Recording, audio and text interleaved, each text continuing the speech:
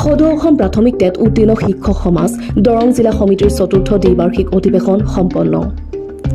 মংগলদৈ সাহিত্য সভা ভৱনত দৰং জিলা টেট উত্তীৰ্ণ শিক্ষক সমাজৰ চতুৰ্থ দ্বিবাৰ্ষিক অধিৱেশন আজি 18 আগষ্টত অনুষ্ঠিত কৰা হয়।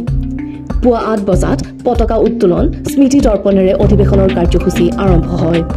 9 বজাত অনুষ্ঠিত প্ৰতিনিধি তথা বিষয় বাছনি সভাত আগন্তুক 2টা বৰ্ষৰ বাবে নতুন জিলা সমিতি গঠন হয়। আগন্তুক 2টা বৰ্ষৰ কাৰ্যকালৰ বাবে সভাপতি হিচাপে কংকন গোস্বামী, সাধাৰণ সম্পাদক হিচাপে নিপন হাজৰিকা আৰু জেহেৰুল হক পুনৰবাৰ নিৰ্বাচিত হয়।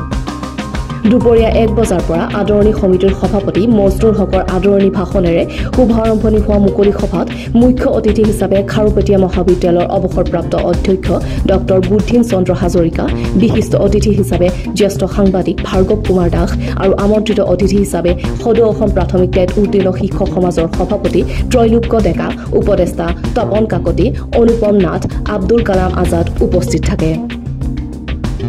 আমাৰ প্ৰাপ্তি বিচাৰি আমি প্ৰায় শেষ লক্ষ্যত উপনীত হৈছোঁ আৰু এখোজ গলেই যেন আমি আমাৰ প্ৰাপ্ত অধিকাৰ সেই অধিকাৰ আমি লাভ কৰিবৰ কাৰণে সক্ষম হ'ম। এইখিনি সময় আমাৰ কাৰণে খুব প্ৰত্যাহ্বানমূলক। এই প্ৰত্যাহ্বানমূলক সময়ত আমাৰ সন্মানীয় দুনিৰ পৰা সুনীল চহৰীয়াৰ ৰিপৰ্ট, নিউজ এক্সপ্ৰেছ অসম।